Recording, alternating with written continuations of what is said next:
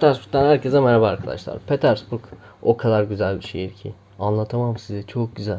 Avrupa'nın en büyük dördüncü, Rusya'nın en büyük ikinci şehri. Ve burası 1. Petro tarafından 1703 yılında kuruluyor. Eski adıyla Leningrad olan bu şehir, Leningrad kuşatmasında Hitler tarafından 900 gün boyunca kuşatılıyor.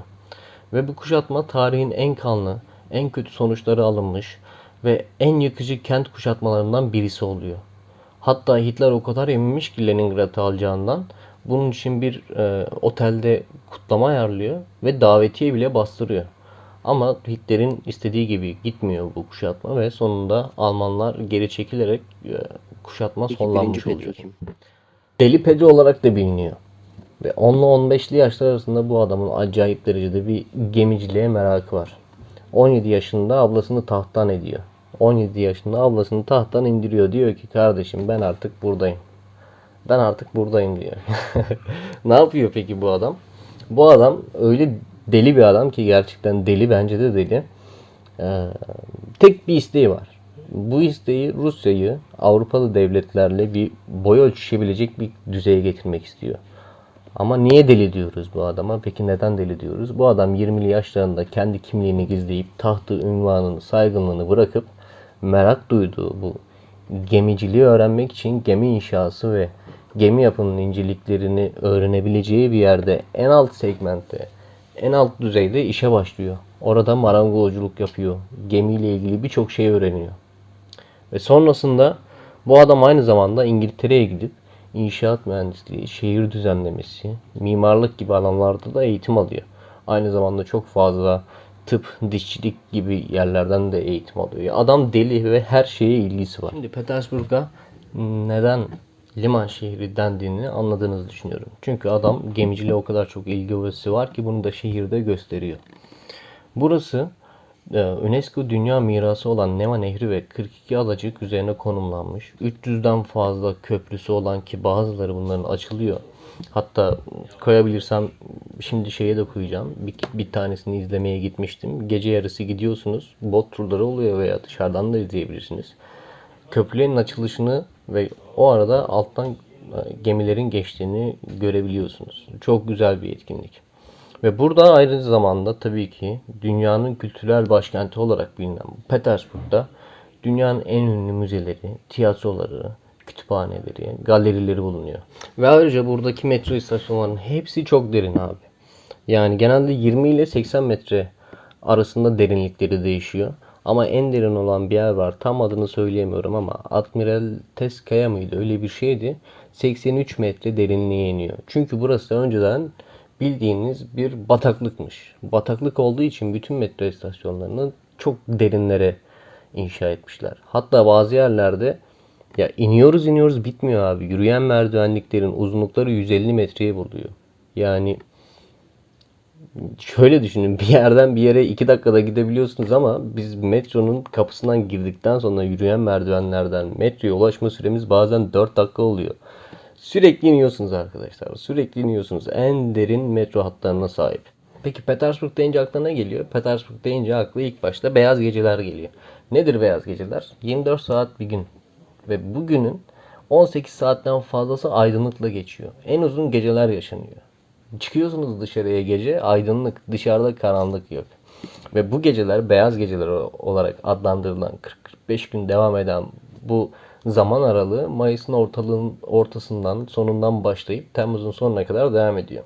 Umarım bir an önce bu zamana gelebiliriz ve ben de burada bu beyaz gecelerde yapılan etkinliklere katılıp onları görüp o heyecana kendimi bırakıp aynı zamanda size de gösterebilirim. Şimdi dışarıda hava çok güzel. Parka gideceğim. Gelin parkta devam edelim. Umarım video izlerken de zevk alırsınız.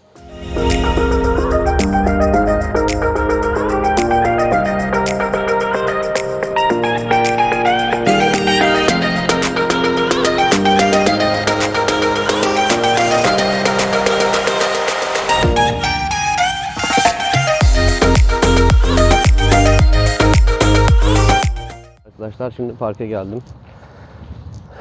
Petersburg'a geleli bir ayı geçti neredeyse. Çok fazla güneşli günü yakalayamıyoruz. Bugün güneşli günü yakalayınca hemen dedim koşup bu yeşil alandaki ağaçların renkleri de dönmeye başlıyor. Hemen bu yeşil alandaki ağaçları görmeye geleyim. Hem de ben kimim, neyim, ne yapıyorum, öyle bir kısa bir video çekeyim istedim. Benim adım Emre. Elektrik elektronik mühendisiyim. Türkiye'de 6 ay iş deneyimim olduktan sonra bir yüksek lisans programına başvurdum ve o yüksek lisans programına kabul aldım. O yüzden şimdi Petersburg'a yüksek lisans programına geldim. Bir aydır buradayım. Burada elektrik ve güç mühendisliği üzerine, tabii mühendis olanlar anlar az çok böyle ne demek istediğimi. Elektrik ve güç mühendisliği üzerine master yapmaya geldim. 2 yıl burada kalacağım. Bu kaldığım süreçte yaşayacağım deneyimleri, tadacağım yemekleri, ilk Rusça konuşma çırpınışlarımı vesaire sizinle paylaşmaya çalışacağım. İlk YouTube videom olduğu için heyecanlı mıyım? Tabii ki çok heyecanlıyım. Ama çok güzel şeyleri kaydedeceğimi düşünüyorum. Bakalım, şimdiden çok güzel şeyler yaşıyorum zaten. Soğuklar dışında korktuğum bir şey yok açıkçası. Onunla da bakacağız, nasıl olacak göreceğiz. Gelir gelmez hemen güzel mont falan aldım. Soğukları bekliyoruz ama korkutuyorlar. Çünkü onların da, Rusların da birkaç kişiye konuştuğum zaman bu sefer kışın çok hızlı geldiğini söylediler. Yani onlar da bu kadar soğuk olmasını beklemiyormuş. Geçen sene yüksek lisans programına gelen arkadaşlar ise yani bu ayın sonuna kadar falan ince hırkayla gezdiklerini falan anlatmışlardı ama biz soğukları erken gördük. Bakalım kış nasıl geçecek. Tek korktuğum şey soğuk. Soğuğu sevmiyorum çünkü. Ne arıyorsun Petersburg'da soğuğu sevmiyorsan? Aslında bunu çekmediğime çok pişmanım şimdiye kadar. Çünkü 2014-2015 zamanlarında kamp merakım başlamıştı. O zamanlar kamp ve otostopa merak salmıştım. Hala da çok seviyorum. O zamanlar 500 liraya gidip kredi kartı çıkarttıktan sonra etten püften bir tane çadır, uyku tulumu, gerekli araç gereçleri, çadır malzemelerini aldıktan sonra cebimde 50 lirayla bir Rize otostop ve kamp turuna çıkmıştım. O zamanlarda keşke kaydetmiş olsaydım. Çok pişmanım çünkü o kadar çok şey, hatıra ve iyi şey, kötü şey yaşadım ki o zamanlar kaydetmediğime çok pişman oldum. Şimdi de burada Petersburg'da yaşadığım, başıma gelen şeyleri kaydetmeyip ileride pişman olmak istemediğim için ilk defa ilk videomla YouTube'a girmek istiyorum. Bakalım nasıl olacak. En kötü şartta 10 yıl sonra kendimi izlerim. Güzel hatıra olur. Çünkü aynı bu dediğim kamp gezilerimde kendimi çekmediğime de çok pişmanım. O zamanlarda sadece fotoğraflarla kaldım ama artık dünyamız video dünyası ve şu an her şeyi YouTube'da bulabiliyorsunuz. O yüzden güzel bir derleme yapıp ileride en kötü şekilde izleyebileceğim bir YouTube kanalım olsun istedim. Hadi şimdi yurda doğru yavaştan geçelim. 2'de dersim var. O derse girdikten sonra belki dışarı çıkıyorum, bilmiyorum. Çıkarsam zaten görüşürüz.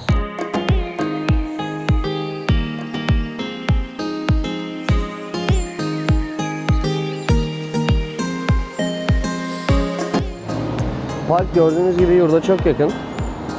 Yani şöyle yavaş yavaş göstereyim. Şu taraf, şu alan park.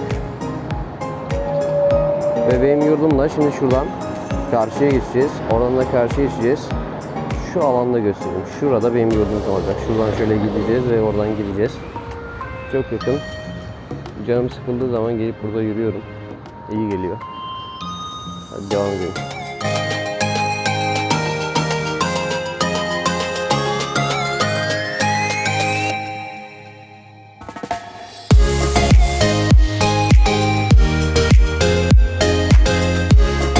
Şu görüken yurtların bir tanesi benim kaldığım bina. Burada bir sürü kapı girişi var. Sürekli istediğiniz yerden giriş yapabilirsiniz. 6-7 tane kapısı var diye düşünüyorum. Şimdi bu kartımı da göstereyim size. Şimdi kapıları bunu okutup giriyoruz. Bu benim yurt ve üniversite kartım. Student ID gibi bir şey olarak düşünebiliriz. Rusça harfleri görmek isterseniz bu E, P, R, Y, U. Şu gördüğünüz cins harf Gördüğünüz cins harf D. Kumdere Emre. Ya binaları falan hep eski. Yani gerçekten çok kötü binaları var. Bu yurtların bazılarında içinde hamam böcekleri, fare olduğunu söylüyorlar. Şu arkamda gördüğünüz de yurt mesela. Başka bir öğrenci yurdu. Buralarda çok hamam böceği, fare gibi iğrenç iğrenç şeylerin olduğunu söylüyorlar ama bizim yurt karantina yurdu aslında. Ve daha temiz. Gerçekten çok temiz. Yurdu da çekeceğim bir ara. Burada ara sıra gelip futbol oynuyoruz, top oynuyoruz. Böyle bir sahamız var. Burası da voleybol sahamız. Şimdi de kaldığım yerleri göstereceğim. Normalde burada birçok yurt var ama yurtların hepsi genelde öğrencilerin şikayeti birkaç tanesi temiz ama diğerleri hamam böceği ve farelerle yaşamayı öğrenin gibi şeyler söyledikleri için korkumuzdan aslında biz değiştirmedik. Ben temizim yani. Temiz olmayı seviyorum ve yurtların da temiz olmasını istiyorum. Bizim şu an yurtlarımız böyle. Yurt denebilirse. 4 bloktan oluşuyor A, B, C'de. Biz buraya karantina yurdu diyorlar buraya. Biz buraya geldik ve burada kaldık. Sonra da değiştirmek istemedik çünkü yurtların içi gerçekten temiz. Banyolar, tuvaletler, odaların içi gayet geniş ve temiz. O yüzden dolayı değiştirmedik. Şimdilik burada kalıyoruz. Burada şöyle bir sistem var. Gece 1 ile sabah 6 arasına kadar yurda giriş yapamıyorsun. Kapıları kilitliyorlar. Kaçak göçek bir şekilde girmeye çalışıyorsun ama güvenlik görevlisinin insafına kalmış. Seni şikayet edebilir. Şikayet ederse de 3 kere aldığın uyarıdan sonra atıyorlar seni. Böyle bir şey tabii kimse istemiyor burada. Çünkü zaten çok cüzi bir miktar veriyoruz burada kalmak için. Gayet gerçekten çok ucuz. Türkiye'den kat daha ucuz bu yurtlara ödediğimiz ücret şu an. Ama bu bizim için ayrıcalık mıdır yoksa genelde böyle midir bilmiyorum. İçeride sigara içemiyorsun. İçeride alkol içemiyorsun. Şu gördüğünüz karşıda banklarda sigara içme alanı var. Orada sigara içiyorsun. Burası da yurdumuz. Привет. Bak. Burası da böyle. Bir koridor orada var. Üst katında bir koridor daha var. Burası da bizim koridor. Benim odam burası. Hadi bakalım şimdi derse.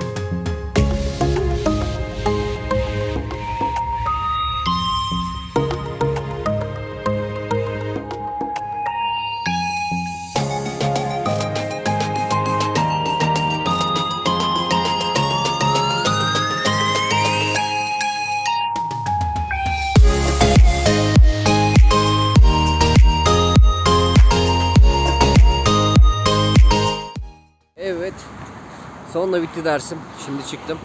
2 saat dersim vardı. Makale falan okuduk. Onun üzerinden 10 soru sormuştu. Onlara cevap verdik. Makalenin genel anlatmak istediği şeylerle ilgili. Çok açım. Çok acıktım. Hava çok güzel. Belki yurda gider bir yemek yerim. Belki bir şeyler yapabiliriz futbol gibi. Ya da dışarı çıkabilirim bilmiyorum. Hala karar vermedim ama ilk önce bir karnımı doyurmak istiyorum. Başka böyle. Şimdilik videoyu kapatıyorum. Kendinize iyi bakın. Hoşça kalın.